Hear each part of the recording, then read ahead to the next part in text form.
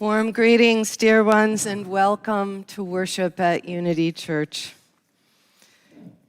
For those of you who have not yet lit a candle here in the sanctuary, I encourage you to feel free to come forward and light a candle for your loved ones who have died. And if you are at home, please feel free to light a candle there. But you can come forward and light them while I'm giving the words of welcome or while we're listening to the prelude after the words of welcome. And thank you to the choir members for being both ushers and fire marshals here at the head tables.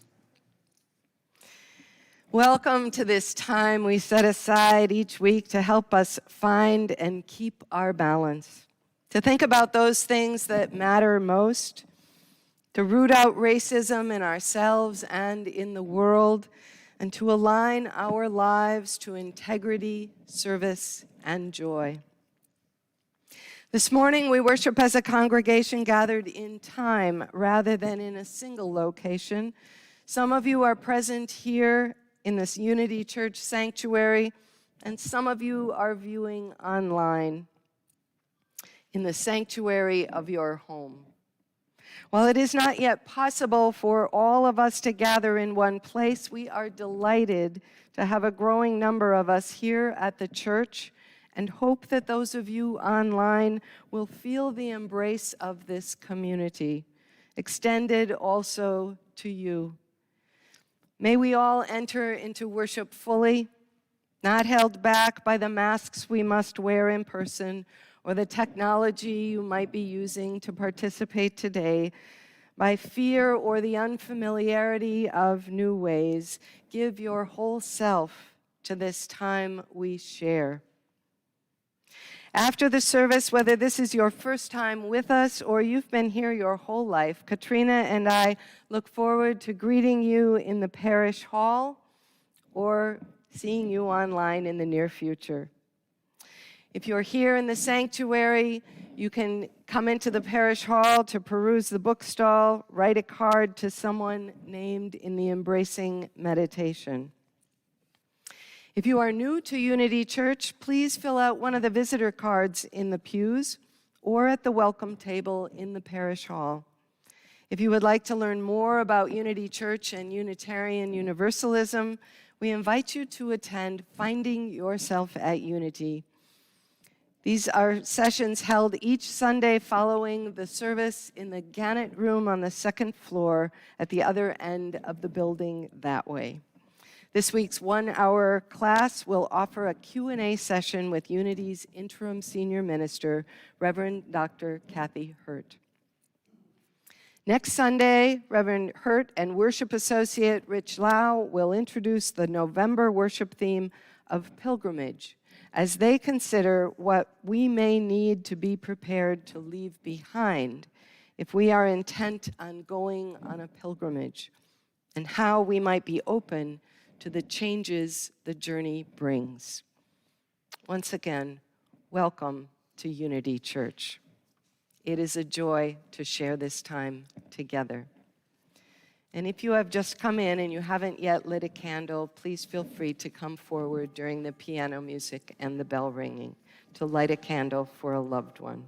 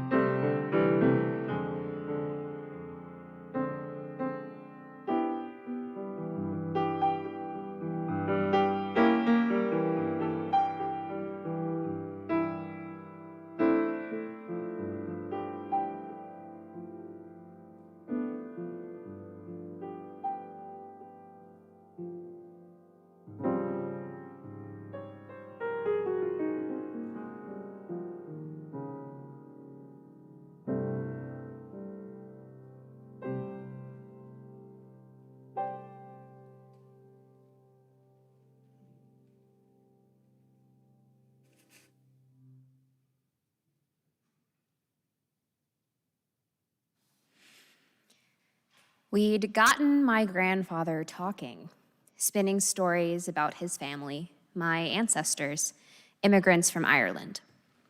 Uncle Mike interjects, "Wait, wasn't he the one who was in the IRA?" Then all hush hush, "But we don't talk about that." We don't talk about that? Of course, that makes me wonder, what might happen if we did? What might be gained by telling the stories of our ancestors, even the ancestors we'd rather not claim? I think the prophetic Black author Octavia Butler can offer some insight. "It's something that I got an idea for when I was in college," she says.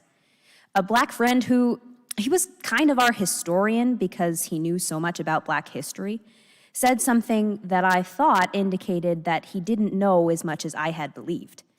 He said, 'I wish I could kill all these old Black people who have held us back for so long, but I can't because I'd have to start with my own parents.'" Furious, she saw that as much as he knew about facts and figures of history, he didn't understand the felt reality. Her friend's Black ancestors had to make sacrifices in order to survive, but there was something gained by that surviving, in part because it led to generations of the future. Butler was so frustrated by this friend's idea that she wrote an entire novel in argument, Kindred. Kindred is about a young Black woman, Dana, in 1976, who gets thrown back in time to the antebellum South. Through the narrative, she needs to save an ancestor in order to save herself, ensure that things happen in such a way that she is eventually born. She endures enslavement, what she calls a long, slow process of dulling. The narrative follows how her thinking and actions change in order to survive in this time. Butler says it was the hardest book she wrote, but she felt compelled. She wanted her friend to feel the reality of their ancestors so he might understand their sacrifices rather than judge. Sometimes the stories of our ancestors are ones of brokenness, like maybe they were in the IRA. I think about the many Irish immigrants who were urged by their clergy to join in the fight for Black freedom in America, for didn't they know firsthand how it felt to be subjugated under English rule? I assume I have ancestors among the many who instead assumed the protection of whiteness as soon and as fully as possible, a spirit-dulling survival mechanism. I think Butler wants us to remember there is power in knowing the stories of those gone before. The stories might show us what work of theirs we might finish, what spirit-dulling survival mechanisms we might heal in order to pass on more wholeness, whether or not we pass on genes. Their stories might also honor how we too work to survive the harsh realities of our own time, and that even when we struggle and hurt and break, there is something to be gained by our having lived at all. Butler's story shows that our ancestors' lives and stories continue to matter. Come, let us worship together. And now, please rise in body or spirit and sing with us hymn number 96, "I Cannot Think of Them as Dead."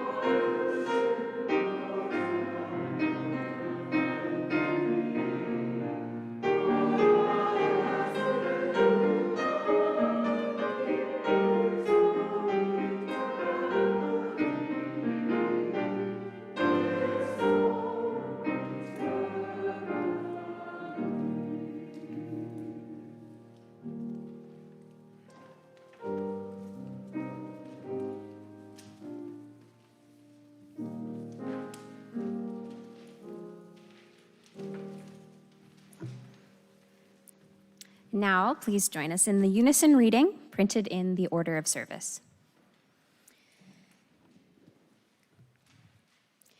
Ancestors move through everyday rooms as if this were a rainy day or Sunday afternoon, all plain things made holy for their being here.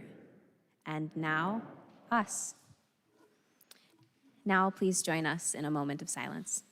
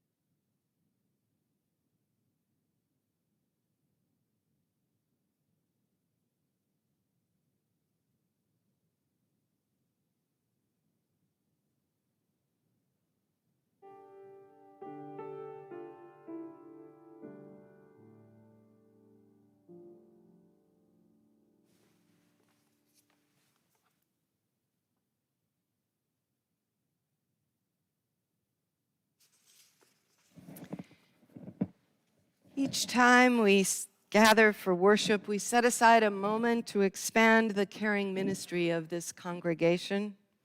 Together, we recognize the cycle of life and death, the circle of love, compassion, and witness that is at the center of this and every sacred community. Here in St. Paul, we stand on the homelands of the Dakota and the Ojibwe nations. We honor with gratitude the people who have stewarded the land throughout the generations and their ongoing contributions to this region. We acknowledge the ongoing injustices that we have committed against the Dakota and the Ojibwe nations, and we wish to interrupt this legacy, beginning with acts of healing and honest storytelling about this place.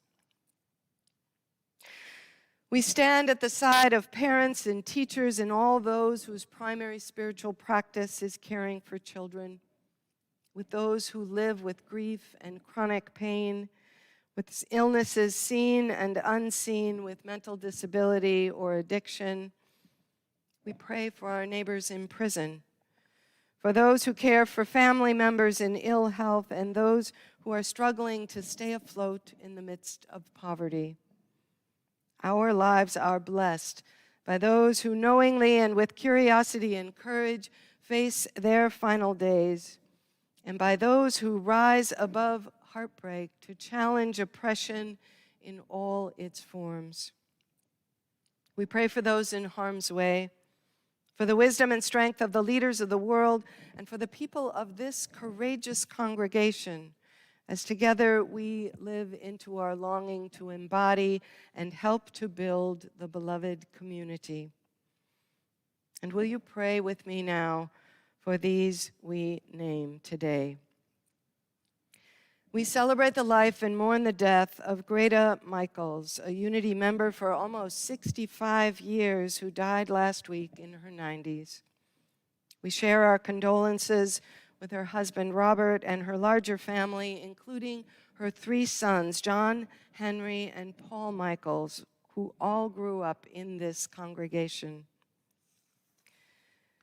We hold Ruth Stryker Gordon in our thoughts and prayers as she recovers from a stroke that occurred last Sunday after Ruth's time here at church. Ruth is now in transitional care at Episcopal Homes, receiving rehab and working hard to regain her strength. She welcomes cards of encouragement and love. We send care and prayers to our partner church and friends from Homerod St. Peter as COVID has reached the village there in Romania and last week claimed the life of Ersabet Yub. She was 82, and a funeral service for her was held on Friday. We hold Lois Harrison and Carrie Michaels and their sons Simon and Bennett in our hearts as they grieve the death of Lois's mother, Joan Harrison, who died in Davis, California last week. She died of congestive heart failure at 91, and with Lois and her brother at her side in her final days. A memorial service will be planned in the near future. And finally, Sandy Lucas has asked us to name her mother, Jo Lucas, on her 80th birthday last Thursday, which Jo's three daughters, Sandy, Susan, and Anne, celebrated with Jo in gratitude for her love and grace and great delight. May we stand in compassionate solidarity with our neighbors here at home and all around the world. May they and may we be instruments of a lasting and just peace. And now I invite you to name out loud or hold in the silent sanctuary of your hearts those you would like to lift today in worship.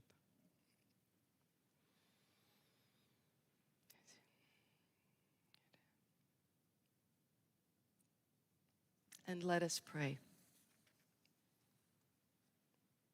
Holy One, Spirit of life and love, today in this thin veil time, with the candles flickering before us, we welcome the loved ones who have died and who live on in our hearts.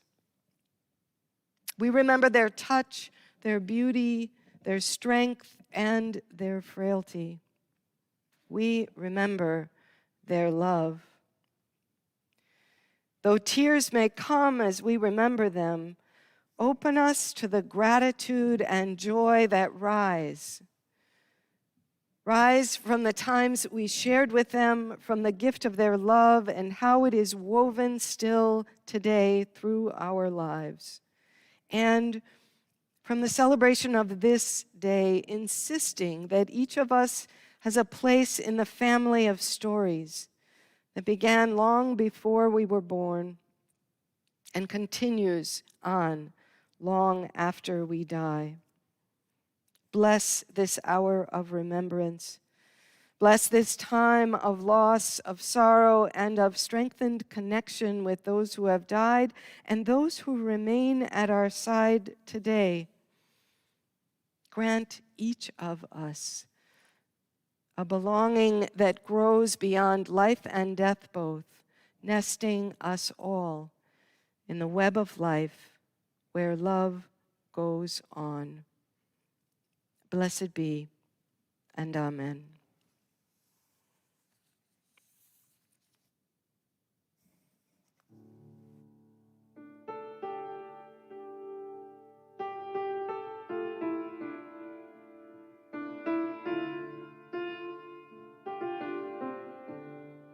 Please join us in singing from the Teal hymnal 1069, Rise in Body or Spirit.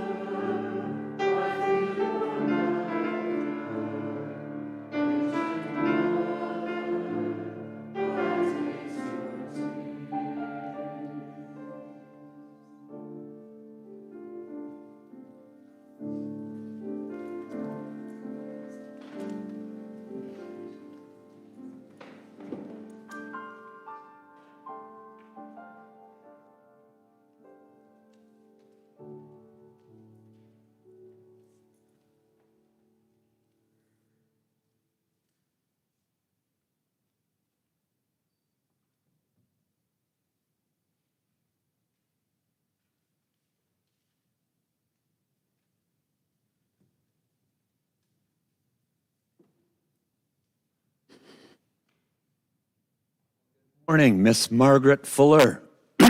Well met. Why, You're looking very 19th century woman today. Come here to Unity to speak with me. Welcome. why, yes, Mr. Henry David Thoreau. And indeed, a grand welcome to all of you joining us today, to the youngest and arguably wisest among us. Please remain in your pews, but join us up here in spirit. Bring your attention forward. Mr. Thoreau, I'm glad you finally made your way out of the woods of Walden to reacquaint yourself with humanity. I love humanity, Miss Fuller. You know, it's people I can't stand. Very droll, Mr. Thoreau. You're never quite serious, are you? On the contrary, I am quite serious. As you know, I believe that most men live lives of quiet desperation, far too concerned with industry and work, not the things that matter. Spoken like a man lucky enough, privileged enough, safe enough to go out on his own into the woods to build his own little man cave and what? Stare at his navel for, how long was it? 2 years? 2 years, 2 months, 2 weeks, 2 days. Too much time on your hands, I'd say. Very droll, very droll. There's that wit that our friend, Mr. Ralph Waldo Emerson, speaks of. What was it he said? The smartest woman he'd ever met. Smartest person, actually. But it is not about what I alone, or any of us alone, can accomplish. All women, all people, regardless of sex or color, must be given the opportunity to be educated, to build our characters, to realize our potential, to live freely. So, as we have discussed, Mr. Thoreau, we must fight for women's right to vote. We must abolish slavery. We must seek to build an alternative economic system. Yes, I agree with you on every bit of it, Margaret. I cannot understand how women who must still remain in the home can stand it. I cannot stand the slavish adherence to rules and laws of our society. I am doubtful, though, Miss Margaret, of your insistence that we can do anything working within the institutions of this day, which are slow-moving and unable to grasp the true nature of ourselves. They are indeed, Henry. Like you, I am not naive to the ways that our leaders and institutions continuously fall short of our constitutional ideals, nor are neither of us ignorant to the false premises under which those ideals were written on the backs of slaves, if I'm to be frank. Still, these so-called free Americans, men with the luxury of self-reliance, those are the only people who can operate under the illusion to live outside of our institutions. What will you do with your freedom, Henry? What legacy do you plan to put forth for future generations, other than be remembered as the man who went to the woods and listened to the trees? Am I to understand that you purport to follow some greater purpose? Where do you come with the feelings and ideals that will drive us and help us strive? As you sow, so shall you reap. It is not without doubt, but I do hope that my efforts to change the minds and hearts of people through writing and discourse will impact justice and equality. In the end, however, it is imagining and seeding a better world for future generations. That's what's most important. You have my absolute agreement in spirit, but I do distrust your biblical context. I far more follow, along with Mr. Emerson, that great spirit of nature, the oversoul. And do you wish to be remembered for your allegiance to this oversoul, my dear?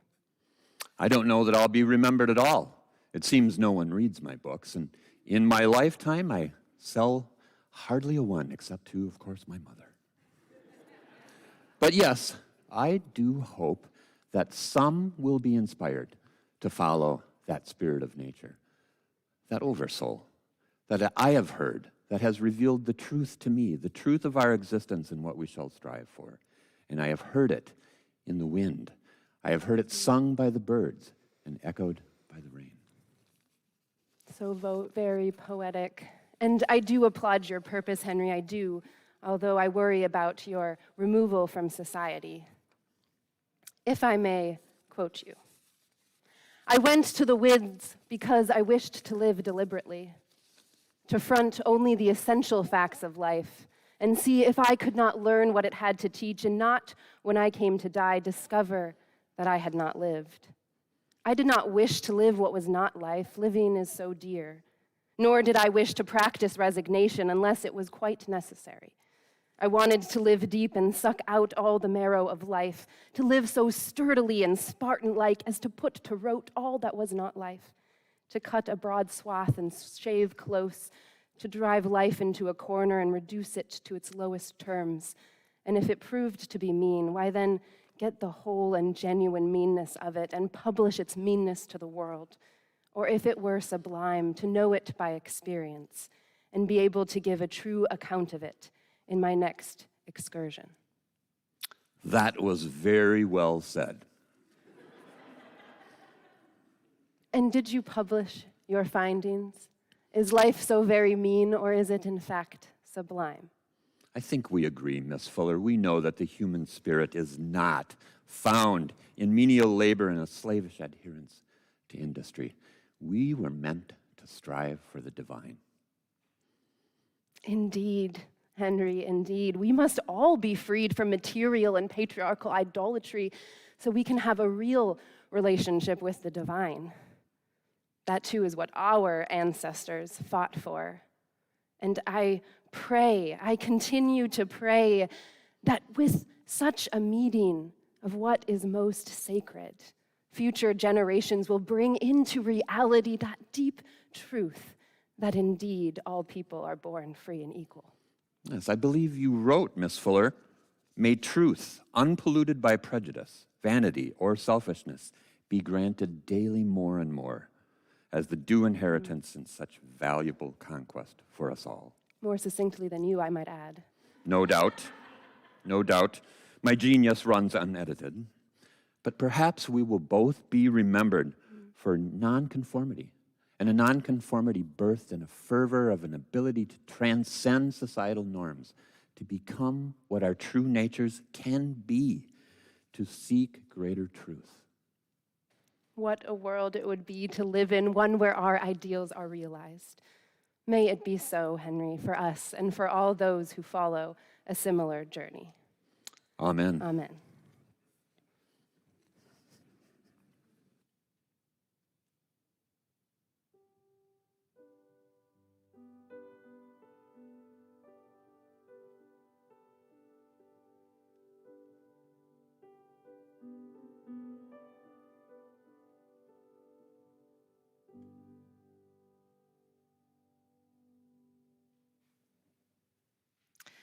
Today is the final day of our October canvas, the time when we gather the annual financial pledges made by members and friends of Unity Church.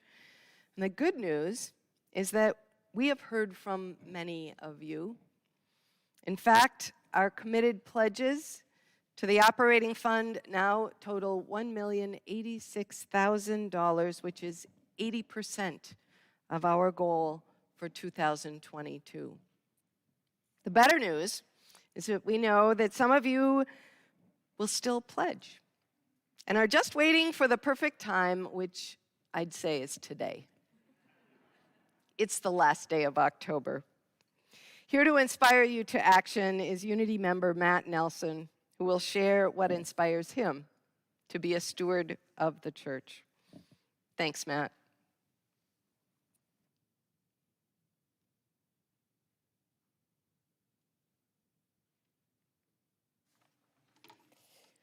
Good morning, friends. It is an honor to be here with all of you as we mark the final day of our October pledge drive. Thank you to the 80% of you who have made your pledge this month. And for the 20% still considering making your pledge today, today's a great day to do it. Barbara Hubbard, Lee Carey, and members of the Unity Pledge team will be in the parish hall to answer any questions you may have and to share the various ways in which you can make your 2022 and 2023 pledge after our service today. And of course, you can always pledge online through our website. Trust the river, a powerful theme that takes on deep importance during times of transition and uncertainty. A theme that acknowledges we are always in transition. And as we move from the past to the present to the future, we can trust the river's currents will take us where we need to be. Trust the river. This theme has taken on deeper meaning for me over the past few years during my mother's pancreatic cancer journey. So to be here on All Hallows Eve, on the cusp of Día de los Muertos, when I feel just how thin the veil is right now, there is a heightened sense of purpose for me today. My family and I started attending Unity 16 years ago, a time when Kelly and I were new parents, searching for a community that would guide us on our faith and our values formation. A place that wouldn't give us answers, but would provide frameworks and perspectives that would assist on our own exploration of important questions with curiosity together. A home where our gifts and our wounds would be welcomed. Much of what we were seeking, we found here at Unity. Our children have grown into young adults in the church community. Tyler, our eldest, having developed and shared his personal credo a few years ago, is now a pledging member. Zach, our youngest, began his coming-of-age journey this year, and I already see his curiosity piqued by the questions he is wrestling with in his own credo formation. At Unity, we formed our family covenant through a process where all four of us carried a voice that had equal weight. We've defined our values as intentional time with family, humor, curiosity, time in nature, and generosity. And we seek to live these values in our daily lives. But I don't think I could fully understand before Unity, or even leading up to my mom Nancy's cancer diagnosis in January of 2019, is just how much I would need this community in all of its forms. While my parents weren't members of Unity, the ministry team and this congregation showed up in unexpected and critically meaningful ways. Most impactful were a series of facilitated circle conversations with Nancy and her adult family members, as well as her grandchildren, where the ministry team created a safe space for important conversations on life, death, joys, and sorrows. Throughout her 19-month diagnosis and after her passing a year ago, we felt seen, supported, and loved by this community, something I will forever remain grateful for. I trust the river and know that we have a responsibility to care for it so it is here for those who need it most in times of uncertainty and transition, and to ensure that it is here for those who will come after us. Please join our family to pledge as generously as you are able on this, the final day of our October pledge drive. Thank you and be well.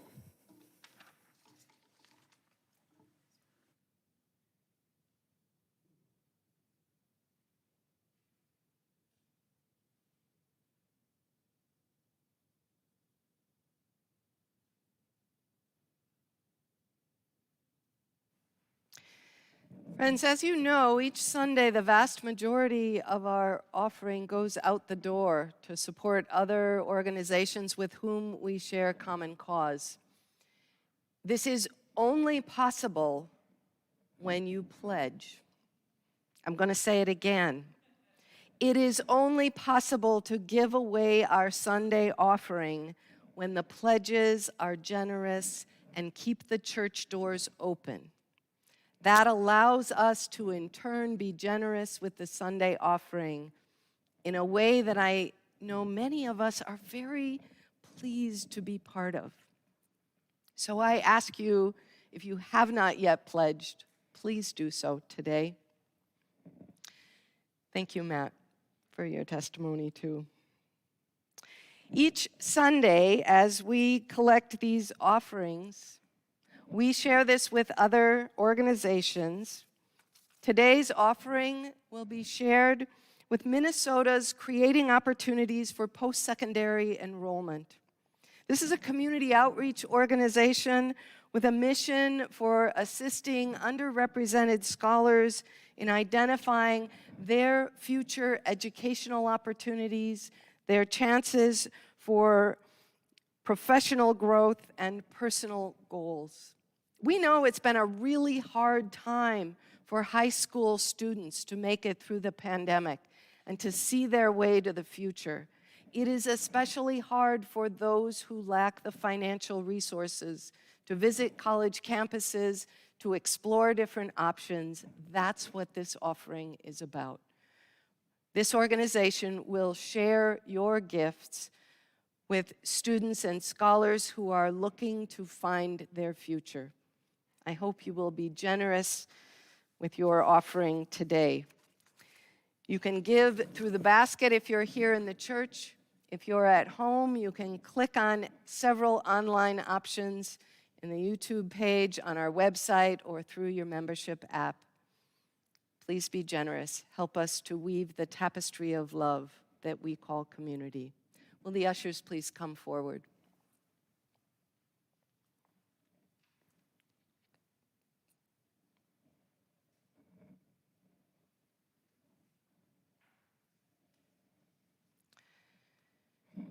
We know that when we lead lives of integrity, service, and joy, generosity is sure to follow.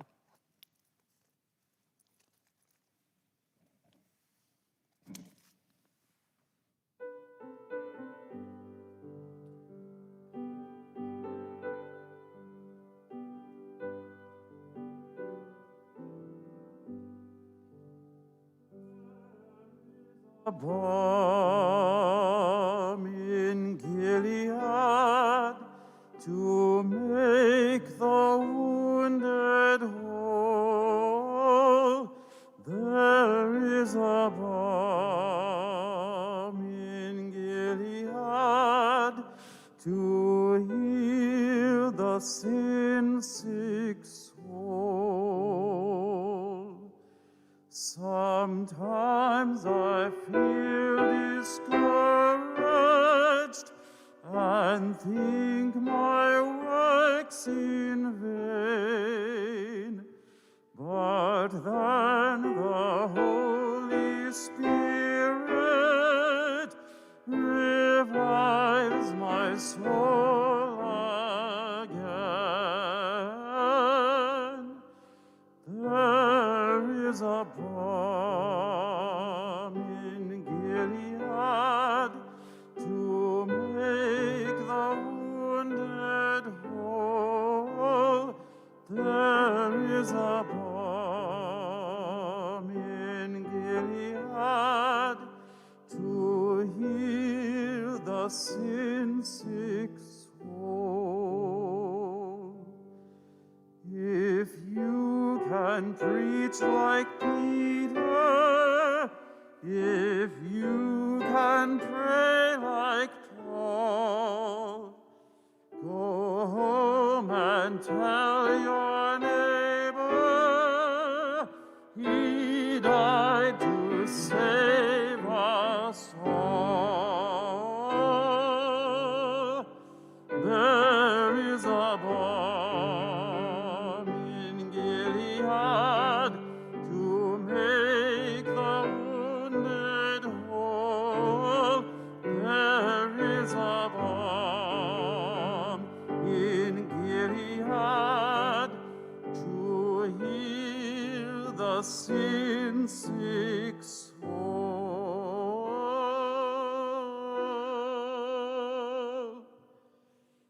To heal the sin-sick soul.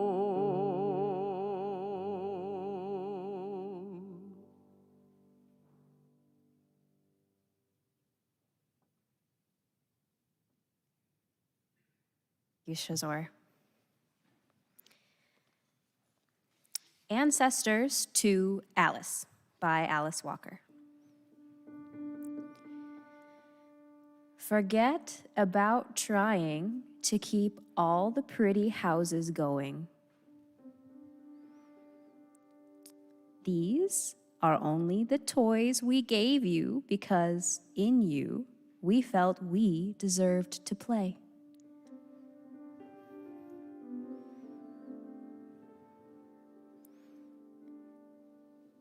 Enough. We have grown up living on here in the so-called afterlife,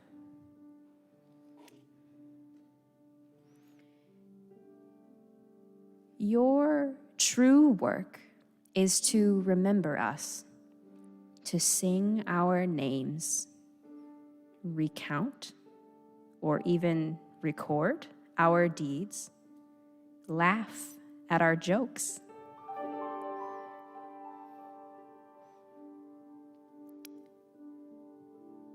Your true work is to notice the big feet of the 95-year-old midwife from Alabama, to feel in your body how long she has stood on them, to hold them in your hands, stroking and soothing until you can rest.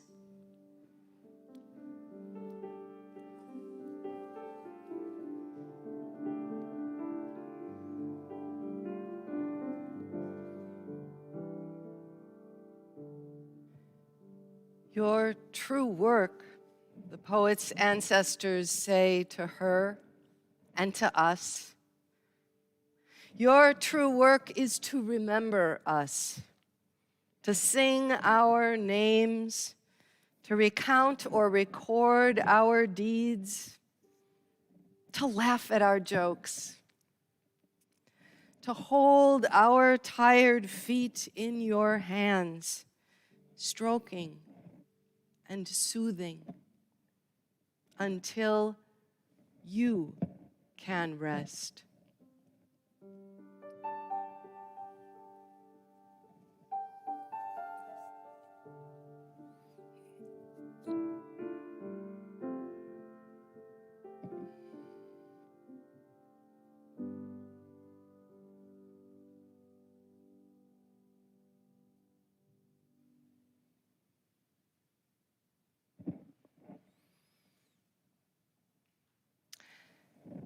We can be a restless bunch.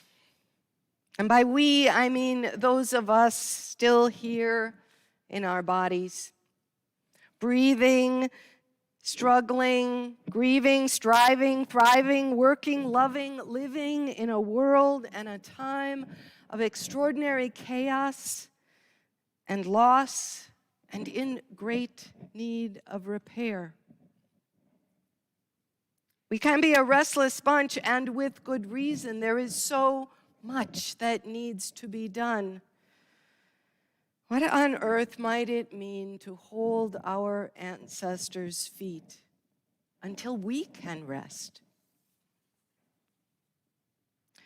My maternal grandmother, Augusta Will, to my memory, did not rest or often sit still. It's true, at the end of her life, she might have liked to.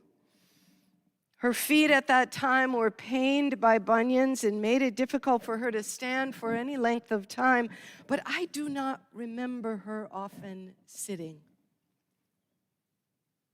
And one of the results of her industrious bustling that I always cherished as a child and today was the simple, delightful dish of homemade orange ice that she placed next to everyone's plate at any large and festive family dinner. It was not fancy, just 2 or 3 cubes of freshest, coldest burst of orange to be savored whenever we liked during the meal. Grandma Will died when I was barely a teen, and among the many losses her death brought was the unwelcome discovery that she had never written down her recipe for orange ice, and no one had learned to make it. So began our long collective effort to recover it, year after year, trying one recipe and another. There was one from an old settlement cookbook and several found online, and one with my aunt's note to my mother scrawled across the bottom, "Carol, this is it." But while many were good in their own right, all of them fell short of our memories. And then one year as adults, one of my sisters and I stayed up late the night before Thanksgiving. We spread the collected recipes out on the kitchen counter. We looked at one and then the other. We reminisced about Grandma Will, remembering her generous holiday feasts, her African violets that always seemed to be in bloom, her dishes of ice cream that were twice the size of any we got at home, her tender way of patting our cheek instead of kissing us. And this was decades before the pandemic because she said kissing was too germy.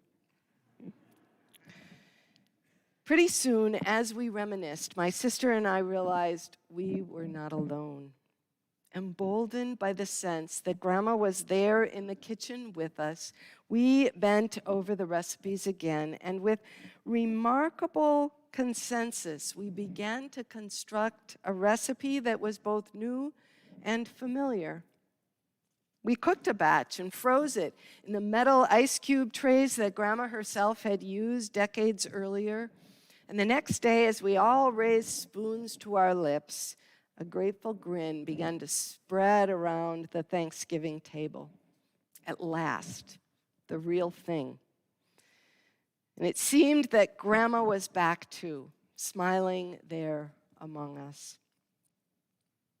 I recount this story today on this weekend celebrated in cultures around the world as Samhain, All Hallows Eve today, and All Souls Day tomorrow, and Día de los Muertos, bridging several days, inspired in the Northern Hemisphere by the natural world, where greenery gives way to falling leaves and dying plants. This is the time when it is said that the veil between the living and the dead is thin, or sometimes lifted. A threshold time halfway between the autumn equinox and the winter solstice, when the old celebrations of autumn's turning often focused on the cycle of life and death, always turning in the human family too.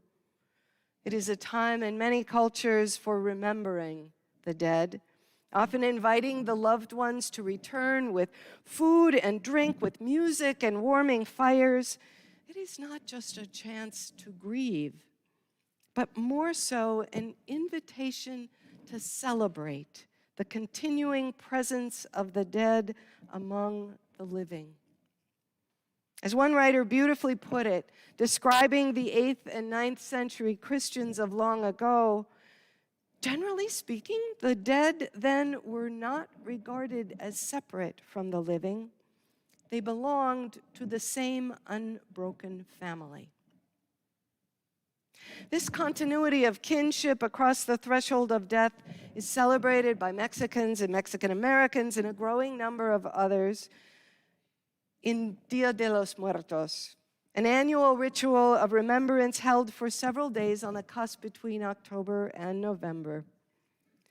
My friend Juanita Garcia Godoy, herself now on the other side of the veil, was a scholar of the Days of the Dead, and she once put it this way. She said, Días de los Muertos is a great family reunion that especially honors those who no longer have bodies. It provides, she explained, a kind of solidarity across a longer arc of time for people facing what she called tremendous forces of disintegration. When she explained that to me, I loved that phrase and what it meant to me in thinking about the dead. And today, I have to say, as the pandemic and climate change and systemic racism take their toll daily, I feel like we're all facing tremendous forces of disintegration. Calling upon the strength of our ancestors is a good idea, not only for them, but also for us today, seeking healing, wholeness, and hope in a time of a lot of disintegration. So today we've lit these candles flickering here and at home, whispered the names of our loved ones, family and friends, mentors and wise ones, people we knew, and perhaps a few whose love and wisdom reached and guided us across generations and geography without us ever meeting face to face. These too are ancestors. We remember them with each candle flickering on this table before us.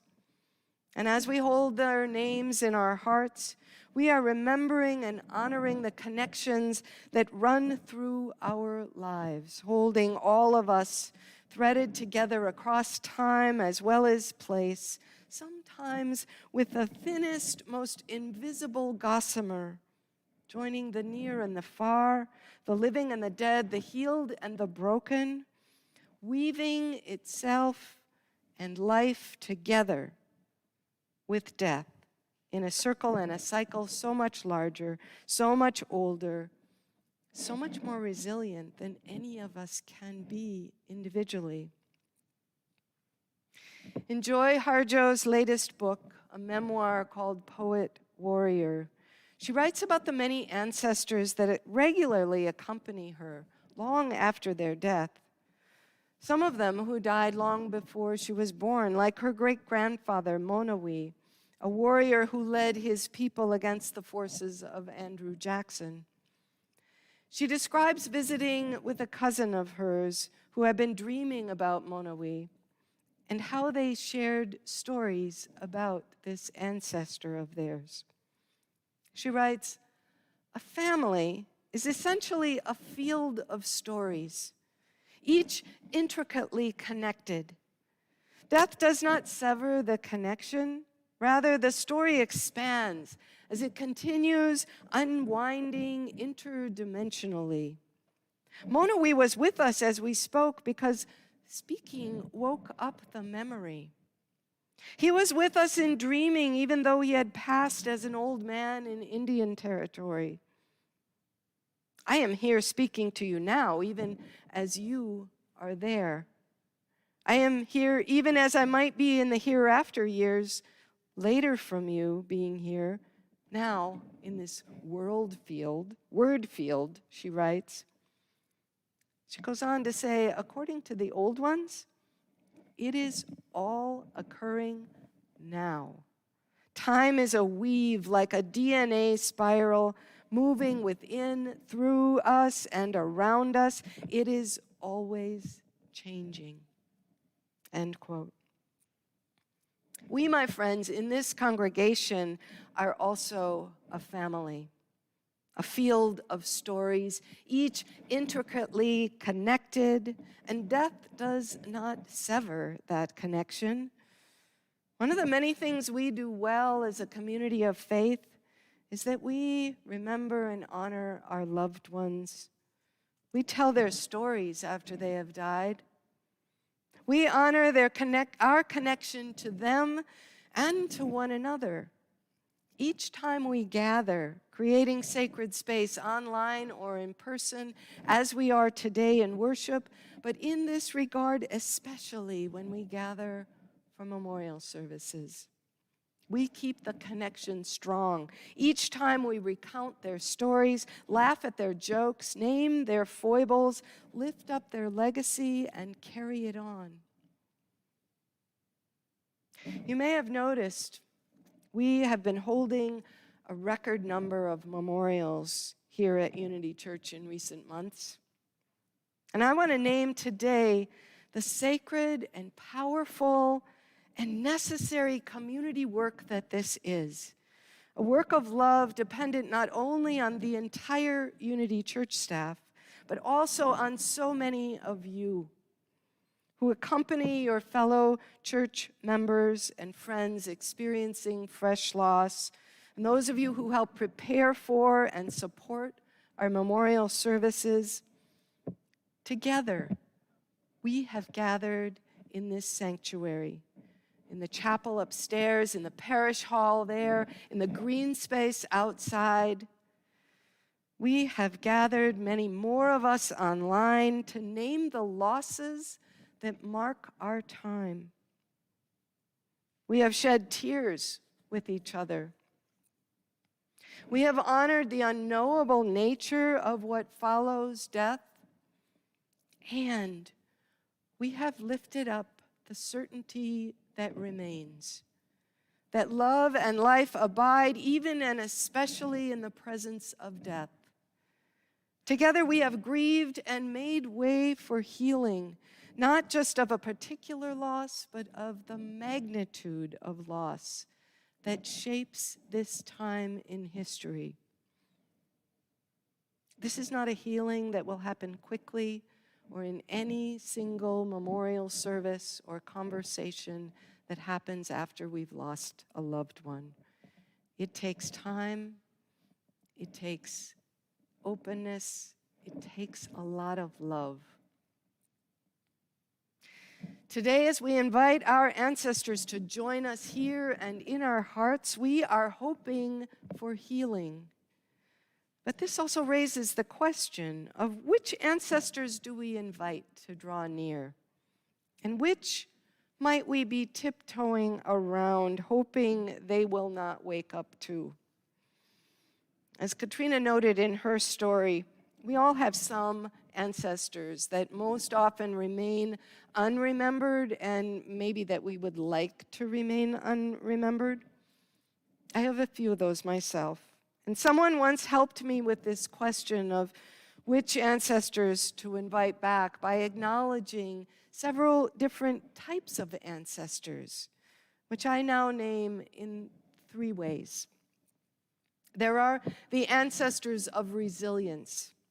These are the ones who were healed enough in their lifetimes to now offer strength, resilience, and growth to us who are here today. These may be fewer in number than the others, but they are the ones we are most often first to call upon, with good reason. Then there are the ancestors of brokenness, who will be the greatest in number. Those who were broken by oppressive systems or relationships in their lifetime, as well as those who were broken out of relationship so deeply that they themselves participated in oppressing others. These we might well resist inviting back. As a story that prompted Octavia Butler to write her book, Kindred, describes. But these two will be with us whether we invite them or not. Their brokenness is ours and the world's. The difference is when we acknowledge our connection to them, we are beginning the work of healing. For them, for us, and for those who will come after us. You don't have to acknowledge these all at once or all of the time. I want to make that clear. You can choose when and whom you really want to connect with. But it is from the ancestors of brokenness that we learn the importance of healing in our lifetime. Both our brokenness and that of the past, so the brokenness need not be transmitted to the next generation. Finally, the third kind are the ancestors of wholeness. This is the largest group of all, comprising the earth and all beings woven into the interdependent web of all existence. The web of life and death that holds and heals us all. Perhaps especially in a time of climate change, we are called to open ourselves to connection with these ancestors of wholeness. Each of these ancestors has a part to play in our healing and the world's. In biblical times, Gilead was the name of a mountainous region east of the Jordan River, known for its skillful physicians and for an ointment made from a tree growing there that was said to have miraculous powers to heal the body. In a passage from the Older Testament book of Jeremiah, when God has been bemoaning the unfaithfulness of the Israelites and the greed and the false dealings of the people, God asks, "Is there no balm in Gilead?" Suggesting that only the deeper spiritual healing will end the oppression from which the people's suffering comes. The African American spiritual we just heard Shazor sing so beautifully is meant as a promise of healing made to those who suffered from the pain and oppression of slavery in this country. There is a balm in Gilead, it insists, to make the wounded whole. There is a balm in Gilead to heal the sin-sick soul. Several years ago, I was grateful to be in a singing workshop with Ise Barnwell, whom some of you know as part of the group Sweet Honey in the Rock. And she was teaching our group of ministers about some of the African American spirituals in our own hymnal. And when we came to this one, she told us to take note of the song's call for the healing of the sin-sick soul. Make no mistake, she said, this is not the sin-sick soul of those who suffered from slavery, the ones held in it. She said, this is about healing the sin-sick soul of the slaveholder, of a slave-holding nation and a slave-holding economy, of the ones then and now who silently benefit from and perpetuate the sin of regarding another person as less than human. Here is a song that reminds us that true healing will only happen when it is large enough to heal the oppressor as well as the oppressed. When we are willing and able to grieve and connect with not only our ancestors of resilience, but also our ancestors of brokenness, we will begin participating in their healing and our own. Joy Harjo writes in this new book of hers, we are all here to serve each other. And she writes about how we help one another to heal our most unbearable stories. She says we can observe the story, which is mental, feel the story, which is physical, let the story go, which is emotional, and forgive the story, which is spiritual. After which, she says, we use the materials of it to build a house of knowledge. I want to say it again. This is not the healing work of a single day or a single person, especially when we are grieving fresh loss. This is the work of a community of faith. This is the work of our community as we bring life and death together, as we bring grief and joy and love and hope together in this sanctuary and in the sanctuary of every gathering we make. Who are you remembering today? What connections in the great web of being and of time are awakening in your memory? And how and with whom might you share it?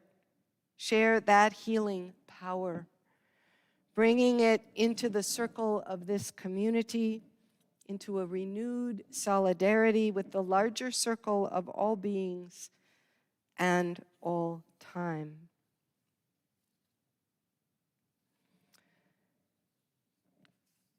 Let your ear fill with the whispering of those you are connected to, the resilient, the broken, and the whole. Listen, listen to the ancestors' breath that came before you, to the hum of the child's dream that will follow you, to the dead who live on in you, in us, with us, and with whom we share the true work of healing, of holding and soothing one another's feet until we too can rest. This is the true work of love. I close with an excerpt from Joy Harjo's song that she writes about her own grandfather. My grandfather flew like smoke to the sky side of the earth. He left us here in this place he blessed. What stories he carried, what laughter wrapped memory. Now I'm standing in the kitchen, and I can hear him singing. Sometimes it takes a while for us to hear. Pass this love on, he'd say. It knows how to bend and will never break. It knows the only thing, it is the only thing with a give and take. The more it's used, the more it makes. That love is the bridge that will cross the river home. He'd be standing in the dark with no one listening, how time blows steadily through the city, the trees. Sing to this earth, sing, he sang. Let us sing to the earth. Let us sing to one another, to the ancestors, one and all. Sing to the ones who will come after us. Please join me now in singing, There is a Balm in Gilead.